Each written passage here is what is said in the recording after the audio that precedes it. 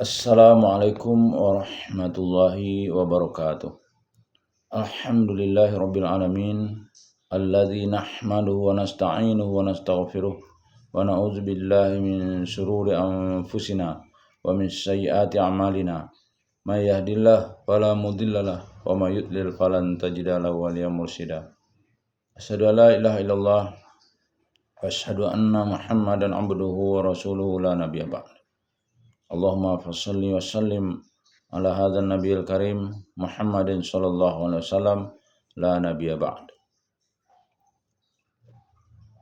Bapak-bapak, ibu-ibu yang saya hormati serta generasi muda yang saya sayangi, kembali pada saat yang berbahagia ini kita melanjutkan pembacaan buku biografi Khalifah Rasulullah yang akan kita lanjutkan dengan masih membicarakan tentang Khalifah Ali bin Abi Thalib. Bismillahirrahmanirrahim. Kelompok yang memilih Abu Bakar As-Siddiq sebagai khalifah semata-mata melihatnya sebagai orang pertama yang masuk Islam. Di samping faktor usia, kebijaksanaan, ibadah, dan terutama keimanan yang sangat mengagumkan, yang menjadikan semboyan hidupnya sebagai orang yang selalu bersama Rasulullah SAW. Ucapannya, kalau dia yang mengatakannya, pastilah benar adanya. Segi-segi yang menyebabkan Abu Bakar As-Siddiq dipilih untuk jabatan itu benar-benar memancar dengan jelas, luhur dan kuat. Faktor-faktor itu sama sekali tidak dipungkiri sedikit pun oleh Ali bin Abi Thalib. Hal itu ditegaskannya sewaktu ia membaiat Abu Bakar. Wahai Abu Bakar, kami menunda pembaiatan Anda bukanlah karena kami memungkiri keutamaan Anda, dan tidak pula karena iri hati atas karunia yang telah dilimpahkan Allah kepada Anda. Pengakuan terhadap keutamaan Abu Bakar akan lebih lengkap dan mengharukan sewaktu ia mengenang Abu Bakar setelah kepergiannya. Semoga Allah melimpahkan rahmatnya kepada Anda, wahai Abu Bakar. Demi Allah, Anda adalah orang yang pertama kali masuk Islam, orang yang paling ikhlas dalam keimanan, paling kuat dalam keyakinan. Anda benarkan yang disampaikan oleh Muhammad di saat orang lain mendustakannya. Anda memberikan bantuan di saat orang lain kikir dalam mengeluarkannya. Anda berdiri di sampingnya di saat orang lain duduk berpangku tangan. Demi Allah, Anda adalah benteng bagi Islam dan pembawa petaka bagi pihak lawan. Hujah Anda tidak pernah terkalahkan, pandangan Anda tak pernah lemah, diri Anda tak kenal takut. Demi Allah, Anda adalah benar-benar seperti yang dikatakan Rasulullah, lemah jasmaninya, tapi kuat dalam beragamanya dan rendah hati sifatnya. Semoga Allah tidak menjadikan kami terhalang untuk mendapatkan pahala Anda, dan tidak dijadikannya kami sesat sepeninggal Anda. Benar, kedua calon yang diajukan mempunyai bobot seimbang dalam neraca pemilihan khalifah tidak lama setelah Rasulullah wafat. Mereka dari sosok yang berkedudukan tinggi, sungguh sangat tinggi. Tetapi calon ketiga yang juga memainkan peranan penting sewaktu pemilihan khalifah juga tak kalah mulianya. Dan cukuplah bila disebutkan nama salah seorang di antara mereka, Abu Bakar, Umar atau Ali, maka terbukalah pintu-pintu keutamaan, ketinggian serta ketakwaan yang tiada bandingannya. Beberapa kali Abu Sufyan memuji Ali bin Abi Thalib agar mau mempertahankan haknya sebagai khalifah dengan mengatakan, apabila Anda mau, saya dapat mencalonkan Anda. Akan tetapi Ali radhiyallahu an yang zuhud, wara, dan memiliki pengertian yang dalam, tetap menolak setiap kali Abu Sufyan membujuknya. Ia berujar dengan nada membentak, wahai Abu Handalah, Anda telah mengajak saya untuk melakukan sesuatu yang tidak sesuai dengan kepribadian saya, tidak pula dengan watak saya. Saya telah menutup rapat-rapat pintu itu dan tidak akan melayani Anda. Benar, perbedaan pandangan antara orang-orang baik dalam satu kebenaran tidak akan menyebabkan mereka keluar dari lingkungan kebenaran. Mereka tidak berselisih pandangan dalam persoalan dunia yang diperebutkan. Dengan demikian, pengaruh buruk kekayaan duniawi tetap jauh dari akhlak dan keimanan mereka, dan juga berada di luar masalah yang mereka perselisihkan, sebagaimana jauhnya dari persoalan-persoalan yang mereka sepakati bersama. Begitulah, maka Ali bin Abi Thalib tidak mau melayaninya dan menutup pintu rapat-rapat terhadapnya. Kemudian ia lebih menyibukkan diri dengan beribadah kepada Allah dan menyampaikan ilmu kepada kaum muslimin, serta tidak ketinggalan memberi saran dan nasihat kepada pihak khalifah. Oleh sebab itu, sudah sejak lama Khalifah Abu Bakar sering berkunjung ke rumahnya meminta pendapat-pendapatnya. Berilah kami nasihat, wahai Abu Hasan. Demikian pula halnya Khalifah Umar bin Khattab. Kerap kali ia minta bantuan Ali mengenai ilmu, kepandaian, dan pandangannya. Ia menuturkan, kalau tidak ada Ali pasti Umar celaka. Khalifah Utsman pun tidak ketinggalan menimbang manfaat dan meminta nasihat kepadanya. Hanya saja ketika orang-orang di sekelilingnya telah merajalela, maka rengganglah hubungan keduanya hingga nasihat Ali bin Abi Thalib dan hasil perundingannya mereka adil dan dipercaya, tidak mendapat perhatian dari khalifah dengan selayaknya. Maka dengan syahidnya Khalifah Utsman, terpanggillah Ali bin Abi Thalib untuk menerima beban yang teramat besar dan berat itu, yaitu jabatan khalifah. Demikianlah, akhirnya apa yang dianggap sebagai haknya sampai pula ke tangannya, hanya saja dalam keadaan luka parah dan berlumuran darah. Berat dengan beban kesulitan serta terkoyak badai dan angin topan. Sungguh tidak ada sedikit pun bagian bagi keluarga Muhammad dalam urusan duniawi selain beban yang membuat mereka sengsara dan menderita.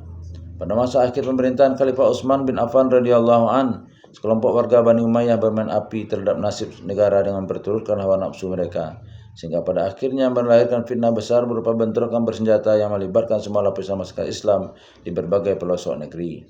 Rupanya hal ini dimanfaatkan dengan sangat api oleh orang-orang yang memusuhi Islam. Pada putaran pertama fitnah itu telah mencapai puncaknya dengan terbunuhnya Khalifah Utsman bin Affan. Kini mari kita menyorot suasana mengerikan yang penyelesaian dan tanggung jawabnya harus dipikul oleh Ali bin Abi Thalib. Setelah selesai melakukan kejahatan yang keji, para pemberontak bermaksud hendak melebatkan Ali bin Abi Thalib. Mereka mendatanginya padahal tangan mereka belum kering dari darah khalifah yang syahid yang mereka bunuh dengan kejam itu. Ali menolak kehendak mereka setelah memberikan ancaman dan ancaman sehingga kaum pemberontak berlalu dengan perasaan terpukul dan kecewa. Kemudian mereka mendatangi Talhah, tapi sahabat ini pun menolak mereka. Lalu mereka mendatangi Zubair, tapi ia pun menolaknya. Berikutnya kepada Abdullah bin Umar yang juga tidak bersedia. Kemudian mereka mendatangi Sa'ad bin Abi Waqqas, tapi yang terakhir ini pun menolak dan tidak bersedia. Ya, siapa lagi yang mau menerimanya jika Ali bin Abi Thalib telah menolaknya? Sesungguhnya penolakan Ali bin Abi Thalib inilah yang pada akhirnya mengharuskannya untuk menerimanya. Dengan penolakan Ali itu, maka semua tokoh lain yang menolak pula. Bahkan yang menaruh ambisi tiada seorang pun yang berminat untuk menjadi khalifah. Sebab mereka telah melihat Ali bin Abi Thalib menolaknya dengan alasan mereka telah membunuh Khalifah Utsman bin Affan. Telah kita katakan bahwa tidak ada seorang pun yang mau tampil dan bersedia menerima tanggung jawab itu. Akan tetapi bagaimanapun juga, negara tetap membutuhkan seorang kepala negara atau khalifah. Waktu pun terus berlalu dengan kekosongan jabatan, sehingga mengancam keselamatan seluruh umat dan agama Islam pada umumnya. Hal ini segera disadari oleh semua orang yang berada di Madinah, baik penduduk pribumi maupun kaum pemberontak yang datang dari luar. Mereka semuanya menyadari adanya bahaya besar yang akan menimpa seluruh umat ini, baik yang dekat maupun yang jauh, bila tidak segera diatasi secepatnya oleh seseorang yang mampu memadamkan huru-hara dan mendamaikan perpecahan yang telah meluas. Akhirnya untuk kesekian kalinya kaum pemberontak mendatangi Ali bin Abi Thalib, mendesak dan benar-benar mengharapkan kesediaannya untuk menerima jabatan khalifah. Namun sebelum kedatangan para pemberontak, tokoh-tokoh Madinah yang bersih lagi arif bijaksana telah lebih dahulu mendatangi Ali, menyampaikan baiat mereka kepada Ali bin Abi Thalib sebagai khalifah. Dengan pembaiatan yang saat itu merupakan satu-satunya cara pemilihan seorang khalifah, maka naiklah Ali bin Abi Thalib sebagai Khalifatul Muslimin, pucuk pimpinan umat Islam. Saat itu tidak seorang pun di antara sahabat Rasulullah yang masih hidup yang kemampuannya melebihi Ali bin Abi Thalib dalam kaitannya dengan jabatan kekhalifahan. Jabatan itu sendiri bukanlah merupakan tambang emas bagi kesenangan dan kenikmatan hidup, melainkan merupakan beban yang sangat berat dan bencana dahsyat bagi orang yang mendudukinya, yakni jika tidak mendapatkan pertolongan dan lindungan Allah Subhanahu wa taala. Sementara itu, tugas besar yang sedang menunggu setiap muslim dan mukmin adalah memberikan pertolongan sedapat mungkin untuk menghentikan meluasnya huru-hara, dan hal itu dapat mereka lakukan dengan berdiri penuh kejujuran, kecintaan dan pengorbanan di belakang penyelamat yang akan tampil melaksanakan seluruh tugas yang berat itu dan melenyapkan bahaya yang kini mengancam Islam, negara dan umatnya. Kesatriaan Ali, kepahlawanan, keteguhan memegang prinsip dan sikapnya kini menampakkan diri dengan sejelas-jelasnya, yakni saat ia menjadi khalifah di tengah-tengah huru-hara besar. Dengan bermodalkan kecintaan yang kokoh terhadap kebenaran, mulailah Ali bin Abi Thalib melaksanakan tugasnya sebagai khalifah.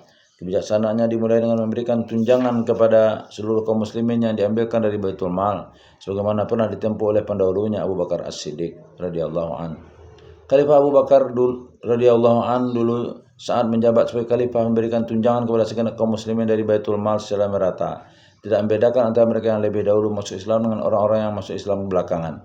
Sedangkan Umar bin Khattab ketika menjabat khalifah, ia membuat peraturan baru dengan membedakan antara para sahabat yang lebih dahulu masuk Islam dan para sahabat yang masuk belakangan. Para sahabat yang lebih dahulu masuk Islam memperoleh bagian yang lebih banyak daripada yang belakangan. Umar bin Khattab mengemukakan alasan yang sangat terkenal. Aku sekali-kali tidak akan menyamakan orang-orang yang berjuang bersama Rasulullah dengan mereka yang memusuhinya. Dengan ucapan itu, Umar bin Khattab mengisyaratkan bahwa ia tidak menyamakan tunjangan antara para sahabat yang lebih dahulu masuk Islam dengan orang-orang yang saat itu musuh bahkan memeranginya, walaupun pada perkembangan berikutnya mereka memeluk Islam. Adapun Ali bin Abi Thalib, ia cenderung kepada cara yang ditempuh oleh Abu Bakar As-Siddiq radhiyallahu an dengan suatu pandangan bahwa negara tidak memberikan tunjangan kepada kaum muslimin sebagai harga dari agama dan imbalan dari keimanan mereka. Imbalan atas agama dan keimanan telah tersedia di sisi Allah Subhanahu wa taala. Mereka diberi tunjangan hanyalah untuk melanjutkan kehidupan mereka. Maka berdasarkan pemikiran itu, Ali bin Abi Thalib tidak memandang perlu perbedaan antara mereka. Menurut Ali, pemberian yang berbeda pada dasarnya akan membuka peluang bertumpuknya harta pada sebagian individu, dan itu dapat menimbulkan fitnah bagi agama dan merusak keharmonisan hidup. Di masa pemerintahan Khalifah Umar bin Khattab radhiyallahu an, ketegasan dan kewaspadaannya tidak memberikan peluang untuk bertumpunya harta dan kekayaan tersebut. Cara yang ditempuhnya cukup dengan mengawasi para pejabatnya. Bila diketahui ada di antara mereka yang kekayaannya telah berlimpah, maka ia akan mengirimkan utusan untuk mengambil sebagian dari miliknya dan menyerahkannya kembali ke Baitul Mal. Berbeda suasana ketika pemerintahan berada di tangan Utsman bin Affan. Para pejabat merasakan sikap lunak dan toleransi dari khalifah. Mereka pun mulai tergoda untuk menikmati kesenangan hidup sesuai dengan kehendak hati mereka. Sejak saat itulah pintu keduniaan terbuka seluas-luasnya. Bila ada di antara para sahabat yang tetap berpegang teguh pada kehidupan zuhud, wara' dan takwa, maka ada juga sebagian besar orang-orang Islam, terutama yang masuk Islam setelah Fatu Makkah, pembebasan kota Mekah, dan setelah wafatnya Rasulullah SAW yang terseret arus dunia dan kesenangannya, serta tidak mampu menjalani kehidupan seperti yang digariskan Islam bagi umatnya. Saat itu sebagian besar kaum muslimin berubah menjadi orang kaya, memiliki tanah yang luas dan perdagangan yang berhasil. Kekayaan berlimpah dan banyak didirikan mahlika dan istana, terutama oleh keluarga besar Bani Umayyah yang memanfaatkan kesempatan tersebut untuk mengangkat diri mereka menjadi golongan elit dengan segala keistimewaan dan pengaruh mereka. Kemudian datanglah masa pemerintahan Ali bin Abi Thalib dan diputuskan untuk menempuh cara seperti yang pernah ditempuh oleh Abu Bakar As-Siddiq radhiyallahu an. Ia yakin betul bahwa tindakannya akan membuat marah beberapa orang Islam yang telah mendukungnya dan yang masih diharapkan dukungannya. Akan tetapi saudara sepupu Rasulullah ini tidak mengenal tawar-menawar dalam menjalankan kebenaran. Ia akan tetap membela dan menegakkan kebenaran walau apapun yang akan terjadi. Ini yang pertama. Sedangkan yang kedua, yang mengundang datangnya kesulitan-kesulitan dalam melaksanakan kebenaran adalah para pejabat yang diangkat oleh khalifah sebelumnya, Utsman bin Affan. Menurut pandangan Ali radhiyallahu an, bukanlah orang-orang yang cakap memangku jabatan. Khalifah Ali bin Abi Thalib juga berpendapat bahwa sebenarnya mereka yang menyebabkan timbulnya fitnah yang berakhir dengan terbunuhnya Khalifah Utsman. Oleh sebab itu, program kerja di awal-awal pemerintahannya adalah mengeluarkan keputusan pemberhentian pejabat-pejabat dulu ditunjuk oleh Khalifah Utsman, kemudian menggantinya dengan para sahabat yang bertakwa, istiqomah dan mampu memangku jabatan. Di antara mereka yang diberhentikan adalah salah satunya adalah Muawiyah bin Abi Sufyan yang saat itu menjabat sebagai gubernur wilayah Syam. Perihal Muawiyah, ia sudah lama sekali memangku jabatan gubernur di Syam. Ia sudah mempersiapkan segala sesuatu untuk menghadapi kemungkinan-kemungkinan yang akan terjadi di masa-masa yang akan datang. Maka daerah jika Muawiyah telah mempersiapkan satu pasukan cukup kuat dan besar sejak lama. Selain itu, ia juga mendapat simpati masyarakat dengan pemberian hadiah-hadiah kepada mereka, hingga wilayah Syam pun menjadi benteng pertahanannya yang tangguh dan kokoh. Amirul Mukminin Ali menyadari hal itu dengan sebaik-baiknya, sebagaimana halnya dengan sebagian para sahabatnya. Mereka datang kepadanya dan menyarankan agar menangguhkan pemecatan para penguasa yang diangkat Utsman, terutama Muawiyah, sampai mereka menyampaikan baiat kepadanya dan sampai pemerintahan menjadi kokoh. Setelah itu baru memecat siapa saja yang dianggapnya tidak pantas untuk memegang jabatan. Hanya saudara sepupu dan murid Rasulullah yang teramat benar ini betul-betul tidak mengenal tawar-menawar dalam melaksanakan kebenaran. Ia menolak mentah-mentah untuk memberikan kesempatan kepada seorang pun di antara mereka untuk tetap dalam jabatannya walaupun hanya 1 hari. Saudara sepupunya Abdullah bin Abbas mendatanginya dan mengharapkan agar menunda persoalan Muawiyah sementara waktu. Akan tetapi Ali radhiyallahu anhu tetap menolak apapun akibatnya. Ia menolak untuk mempertanggungjawabkan di hadapan Allah Subhanahu wa taala tindakan mempertahankan Muawiyah sebagai seorang penguasa kaum muslimin walaupun hanya sehari. Ia berkata, "Tidak, demi Allah, Allah akan melihatku menempatkan orang-orang yang menyelesaikan itu menjadi pembantu." Di hadapan kesetiaannya yang mengagumkan terhadap tanggung jawab itu, Ali radhiyallahu anhu tidak mau menyia-nyiakan waktunya terbuang sia-sia. Ia segera bangkit dan mengirim pejabat baru ke berbagai daerah. Utsman bin Hanif ke Basrah, Imarah bin Hisan ke Kufah, Abdullah bin Abbas ke Yaman, Qais bin Sa'ad bin Ubadah ke Mesir, Suhail bin Hunayf ke Syam. Para pejabat baru itu dengan aman dan tanpa halang dapat menerima jabatan mereka kecuali Suhail bin Hunayf, gubernur baru Syam yang ditunjuk menggantikan Muawiyah. Begitu sampai di Tabuk, daerah perbatasan dengan Syam, ia dihadang oleh satu pasukan besar yang dikirim Muawiyah untuk menghalangi masuknya negeri itu. Ia pun kembali lagi ke Madinah dengan membawa berita itu kepada Ali bin Abi Thalib. Ali sama sekali tidak terkejut atas perbuatan Muawiyah. Ia sudah tahu betul sikap Muawiyah suka membangkang dan tidak segan-segan melanggar hukum seperti yang diperlihatkannya ketika itu. Sepanjang hidupnya, Ali bin Abi Thalib tidak biasa melakukan pilihan antara prinsip dan kepentingannya. Alasan dari sikapnya itu sangat mudah dan sederhana, yaitu bahwa ia tidak punya kepentingan apapun. Seluruh kehidupan Ali radhiyallahu anhu adalah misi atau tugas, sedangkan amal dan perjalanan hidupnya adalah pengungkapan dari misinya itu. Sekarang misalnya dengan sedikit muslihat dan memberi hati, ia akan dapat membungkam Muawiyah, kemudian tanpa ribut-ribut melemparkannya dari kedudukannya. Akan tetapi selalu ada yang menjadi pertanyaan dalam dirinya. Apa perlunya melakukan tawar-menawar dalam masalah kebenaran? Manakala kebenaran itu boleh ditawar, lalu apa bedanya dengan kebatilan? Nah, sekarang ia segera mengambil sikap menjunjung tinggi kebenaran itu sesuai dengan nilai dan kesuciannya. Ia telah memecat seorang gubernur yang dianggapnya tidak mampu melaksanakan tugas, dan ternyata orang tersebut menolak perintah khalifah. Oleh sebab itu, orang itu harus mempertanggungjawabkan sikap dan pembangkangannya. Khalifah Ali segera menulis surat kepada Muawiyah yang isinya antara lain sebagai berikut. Amma ba'du. Tentu Anda telah mendengar musibah yang telah menimpa Utsman dan bahwa segenap kaum muslimin telah berhimpun di samping saya dan membiat saya sebagai khalifah. Oleh karena itu, masuklah dalam perdamaian, atau kalau tidak, maka bersiap-siaplah dengan pertempuran. Dengan surat ini, Ali bin Abi Thalib berharap dapat menundukkan Muawiyah. Namun ternyata tangkapan Muawiyah sangat mengejutkan dan mencengangkan sekali. Kepada utusan khalifah yang mengantarkan surat itu, ia berkata, "Kembalilah Anda ke tempat Anda semula, saya akan mengirimkan jawaban saya melalui utusan saya sendiri."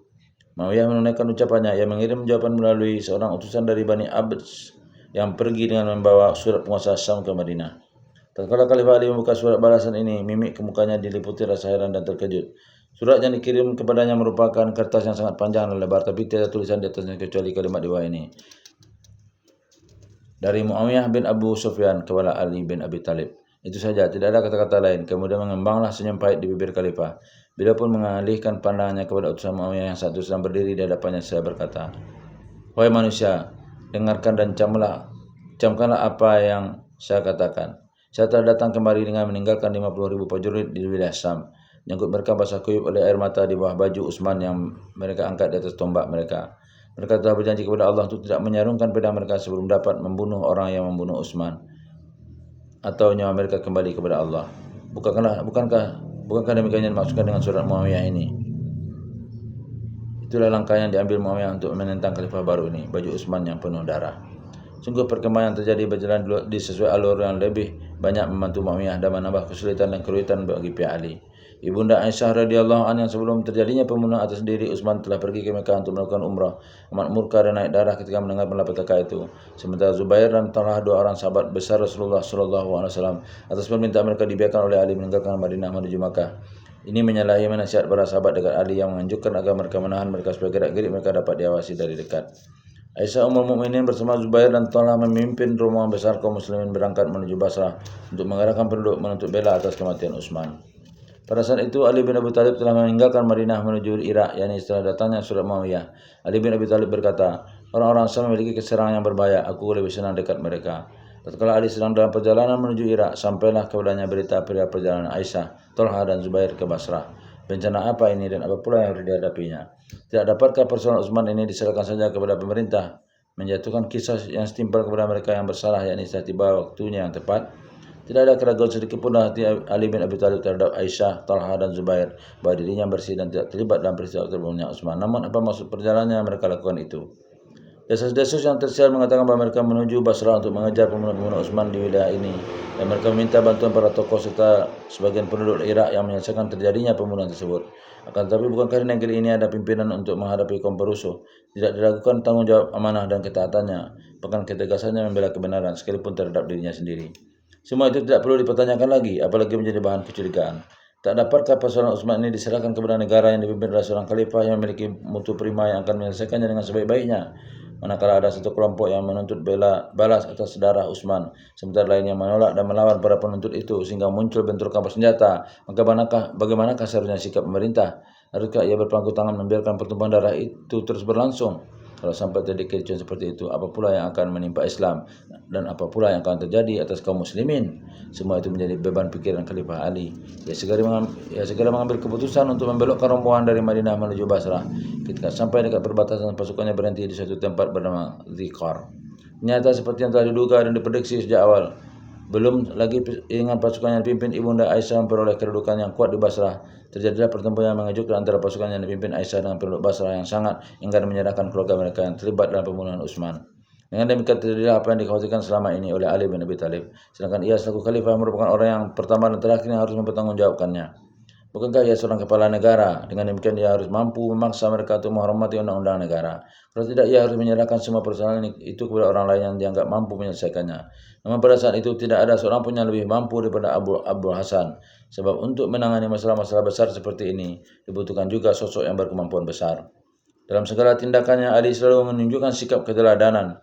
Oleh sebab itu, dalam seluruh gerak-gerik dan sepak terjangnya, keputusan diambil maupun perbuatannya selalu berdasarkan keteladanan yang layak untuk diikuti. Ucapan dan tindakannya selalu muncul dalam bentuk pola-pola umum yang dapat diteladani oleh generasi mendatang di setiap waktu dan sepanjang zaman. Dari sini dapatlah dipahami bahwa kesadaran akan tanggung jawabnya terhadap keteladanan merupakan faktor yang paling dominan dan memberikan inspirasi kepadanya. Sifat itu telah menjadi miliknya sejak ia masih kecil. Ia tidak pernah bermain seperti anak-anak sebayanya dan tidak pula bersenda gurau dengan mereka.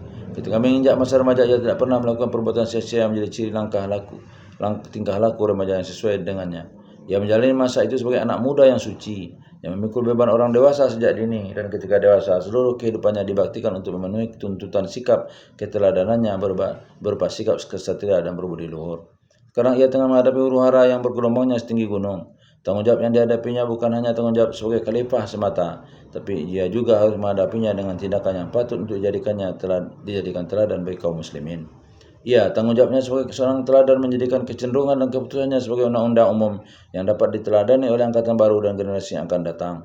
Di sepanjang kehidupan Ali bin Abi Thalib, dengan segala kebesaran dan kepemurahannya, tidak ditemui sikap yang lebih gemilang dan mengharukan daripada sikap yang diperlihatkannya ketika menghadapi huru-hara yang mengerikan ini, yaitu peristiwa yang mendera kekhalifahannya, mulai dari saat awal sampai ia kembali menemui Sang Pencipta.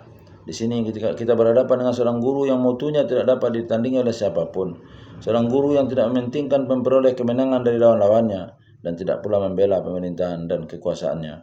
Baginya kehidupan itu tidak lain hanyalah sekadar menampilkan keteladanan yang mulia dari seorang muslim yang masuk dalam jajaran generasi pertama, seorang yang mendengar bisikan wahyu dan seorang yang pertama kali salat di belakang Rasulullah Shallallahu Alaihi Wasallam. Ya, keteladanan yang mulia dari seorang muslim yang diasuh oleh Al-Quran dan menjadi teladan utama bagi umat Islam yang akan muncul di masa mendatang, baik yang sudah dekat maupun yang masih jauh di belakang. Itulah yang penting baginya. Adapun setelah itu terjadilah apa yang akan terjadi, baginya tak jadi soal kemenangan atau kekalahan, kekhalifahan atau pemecatan, bahkan kehidupan ataupun kematian.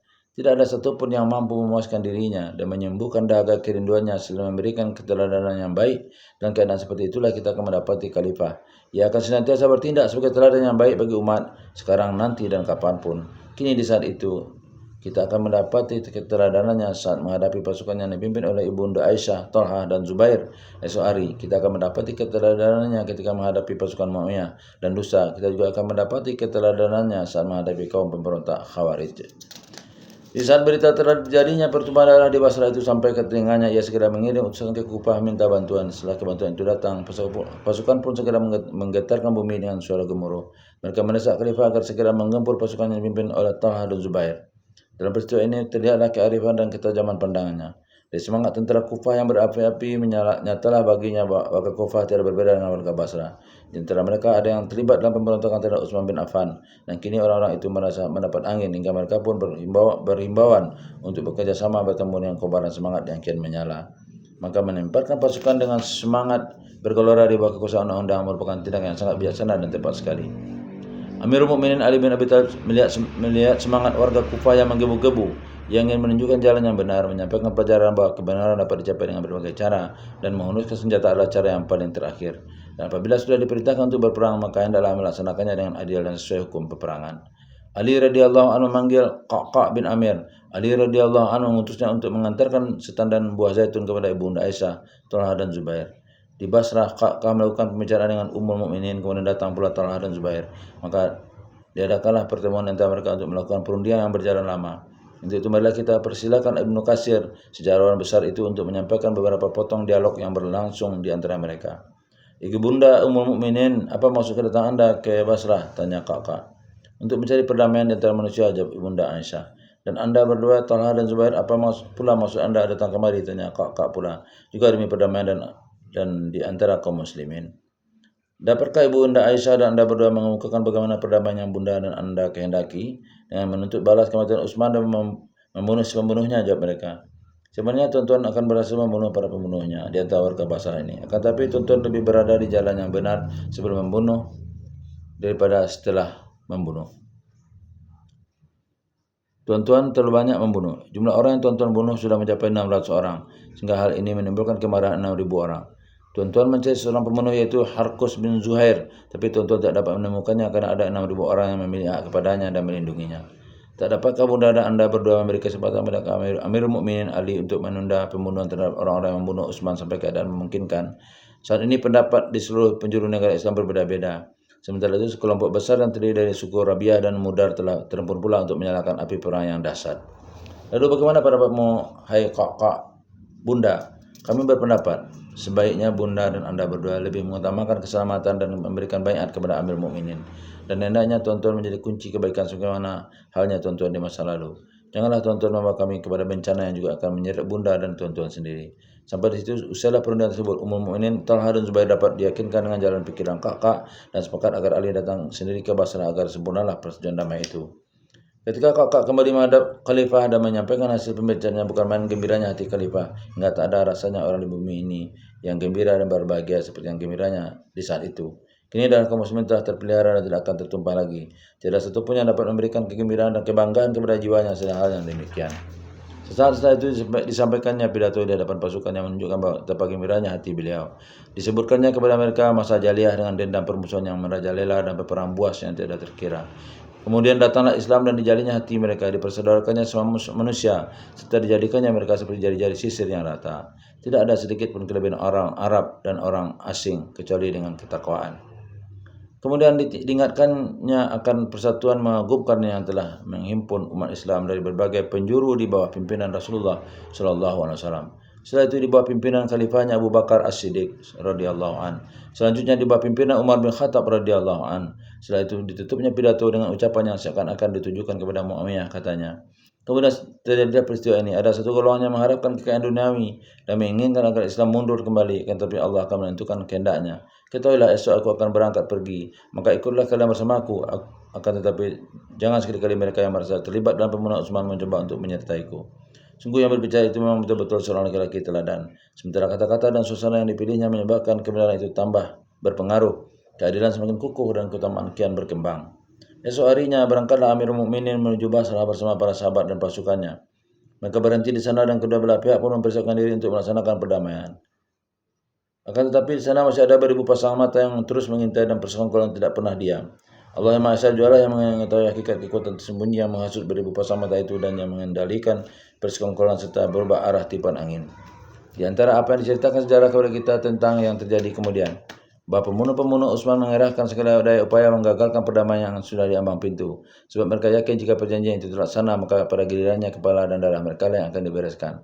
Apakah hanya itu yang menggagalkan perundingan damai ini? Tidak, di balik itu ada kekuatan lain yang tidak terlihat, yang punya keinginan dan kepentingan dalam berkobarnya api huru-hara.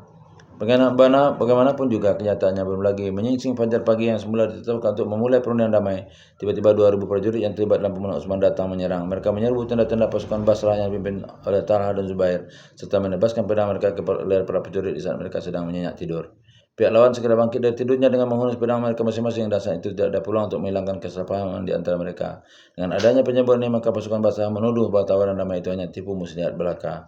Begitulah akhirnya kedua pasukan ini terlibat dalam suatu tragedi. Pasukan itu terlibat dalam suatu tragedi Waqiatul Jamal atau perang unta yang tidak terelakkan lagi, meskipun Ali telah berusaha sekuat daya untuk mencapai perdamaian dan menyelamatkannya. Pertempuran berlangsung sengit dan dahsyat bersamaan dengan jatuhnya kepala dari leher, pergelangan patah, kaki yang bertabar putus, bahkan bersama setiap tetes darah yang jatuh ke tanah. Bergoncanglah hati Ali dengan hebat, bahkan hancur luluh bagai disayat-sayat. Berkali-kali sudah ia menerjuni peperangan berkuah darah melawan kaum musyrikin. Tetapi bukankah hari ini yang membunuh dan yang dibunuh sama-sama pemilik agama yang satu, Islam? Nah, siapakah yang akan menyelamatkannya dari malapetaka ini? Siapa? Ali bin Abi Thalib sampai saat semua bahaya itu mengepungnya dari segenap penjuru, sama sekali tidak kehilangan kebesaran jiwa dan kehormatan dirinya sebagai pahlawan. Untuk apa sebenarnya beribu-ribu kaum muslimin ini berbunuh-bunuhan? Bukankah sebagian mereka berperang untuk membela Ali dan sebagian lainnya membela Talha dan Zubair? Kalau demikian, hendaklah ketiga orang tersebut tampil ke depan untuk menyelesaikan persoalan mereka. Bagaimanapun bentuknya hingga dapat menghentikan mengalirnya darah tidak ternilai harganya itu.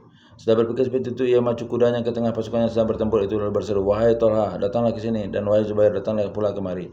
Mendengar itu keduanya pun mendekatinya. Kemudian Ali berteriak kepada Talha dengan suatu teriakan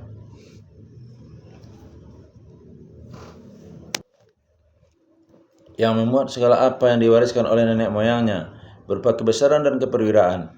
Ia berujar, Wahai Tolha, kenapa kamu sembunyikan istrimu di rumah dan kamu bawa istri Rasulullah Shallallahu Alaihi Wasallam, istri Rasulullah Shallallahu Alaihi Wasallam untuk melibatkan diri dalam peperangan, sehingga itu mengaum dengan auman yang bergemuruh yang seakan-akan mengguncang langit, dan tiba-tiba turunlah hujan lebat, bagaikan air mata yang tumpah karena terharu dan sedih mendengar ucapan itu. Kemudian ia berpaling kepada Zubair, berseru lantang kepadanya, dan kamu wahai Zubair, tidak ingatkah kamu akan saat seperti ini, di saat aku menghadap Rasulullah Shallallahu Alaihi Wasallam, kemudian kamu tertawa kepadaku, lalu kamu ditanya oleh Rasulullah Shallallahu Alaihi Wasallam, apakah kamu mencintainya wahai Zubair?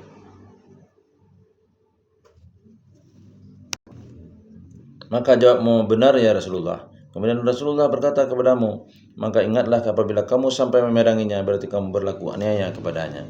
Mendengar ucapan Ali radhiyallahu an, maka Zubair pun berseru, benar, Anda telah mengingatkanku akan sesuatu yang telah lupa dari ingatanku. Kemudian Zubair melemparkan pedangnya, ia menggigil di tengah-tengah pasukan, air matanya bercucur dan basah bumi. Ali berlalu menuju pasukannya. Talha dan Zubair meninggalkan pertempuran setelah mendengar ucapan Ali, juga setelah menyadari bahwa Ammar bin Yasir berperang di pihak Ali, sedangkan mereka ingat betul akan sabda Rasulullah kepada Ammar bin Yasir pada suatu hari, taqatulukal fi'atul baghiyah, orang yang membunuhmu kelak akan adalah kaum durhaka. Hanya saja hati-hati penuh dendam dan kedengkian tak mau membiarkan begitu saja kedua orang tersebut berlalu dengan selamat. Mengenai Zubair, di tengah perjalanan dihadang oleh satu gerombolan orang-orang jahat dan berhasil membunuhnya. Sedangkan Talha, ketika Marwan bin Hakam, salah seorang tokoh Bani Umayyah mengetahui maksudnya kami meninggalkan pertempuran, segeralah ia melepaskan anak panahnya dan berhasil membunuhnya. Kini kedua orang pemimpin pasukan Basra itu telah tiada. Talha dan Zubair telah pergi meninggalkan mereka. Keduanya pergi untuk menghadap Ilahi Rabb yang Maha Pengampun lagi Maha Penyayang. Oleh sebab itu, mereka yang masih ingin melanjutkan pertempuran tidak melihat lagi orang dapat jadikan panglima selain Ummul Mukminin Aisyah radhiyallahu an, yang dengan anggun berada dalam sekedup di atas punggung untanya yang dikendarainya untuk mengawasi jalannya peperangan. Ali melihat bahwa pihak musuh telah menjadikan unta yang dikendarai ibu Bunda Aisyah sebagai simbol perlawanan mereka. Terpikir olehnya bahwa peperangan dan pertemuan darahnya akan terhenti dengan melumpuhkan unta itu. Kemudian atas saran seorang-seorang atau inisiatif dirinya sendiri, direncanakanlah untuk melepaskan anak panah ke arah unta itu untuk mengakhiri pertempuran. Ia berpesan kepada beberapa sahabatnya agar senantiasa berada dekat unta itu, sehingga jika unta itu roboh, mereka harus segera melindungi ibu Bunda Aisyah dengan mempertaruhkan nyawa mereka dan menyambut tendanya agar Ummul Mukminin tidak cedera.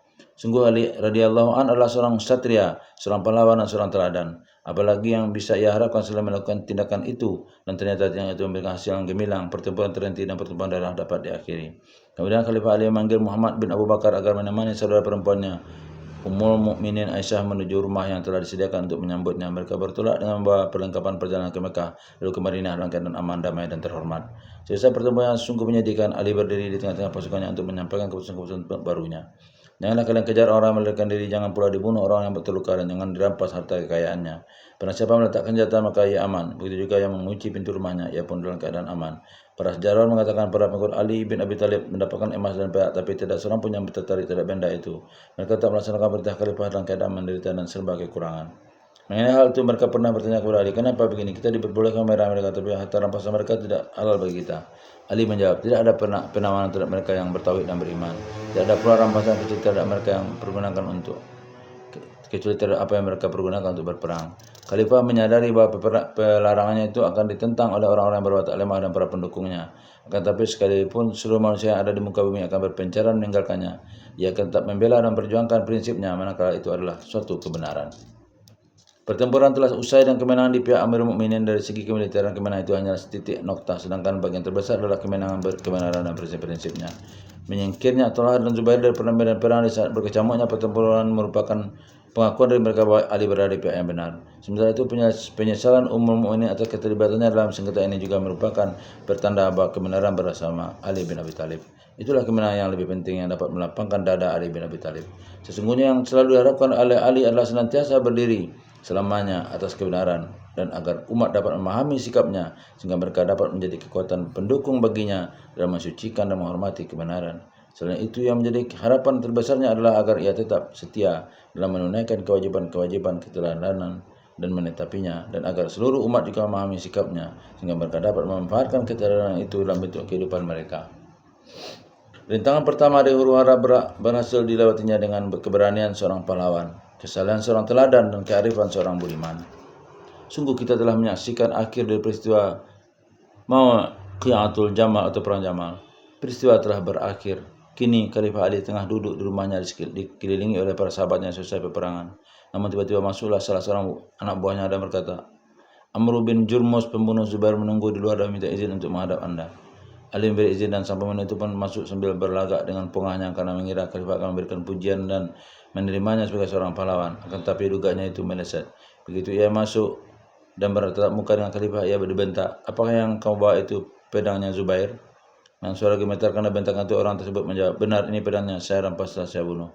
Ali bin Abi Thalib mengambil pedang itu dengan tangan kanannya, kemudian digenggamnya dengan kedua tangannya, lalu diangkatnya dengan kusuk setelah diciumnya dengan perasaan rindu dan sendu, dan setelah itu dengan air mata berderai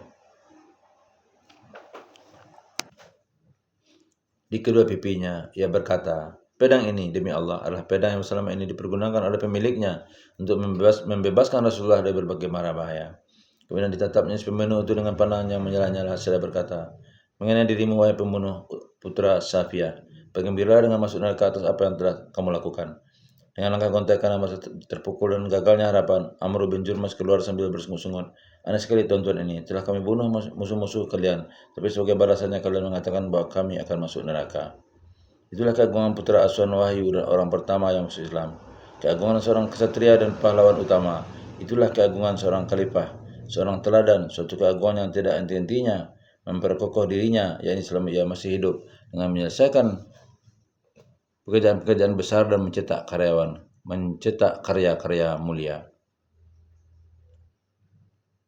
Sementara itu yang kita bacakan, semoga ada manfaatnya. Bila taufiq wa hidayah. Assalamualaikum warahmatullahi wabarakatuh.